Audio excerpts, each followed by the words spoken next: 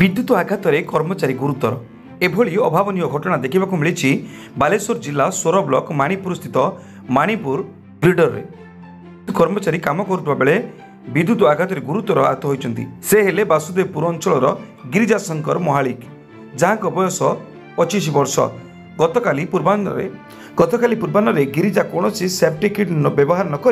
विद्युत खुंट को चढ़ी काम करुवा बेले हठात विद्युत आघात शिकार होते फल हाथ और देहरे विभिन्न अंश पोड़ जाता संगे संगे स्थानीय कर्मचारी उद्धार कर सोर डाक्तखाना को नहीं सेठार अवस्था गुरुतर होबारु बालेश्वर मुख्य चिकित्सालय को स्थानांतरित कर ब्यूरो रिपोर्ट देवगिरी न्यूज।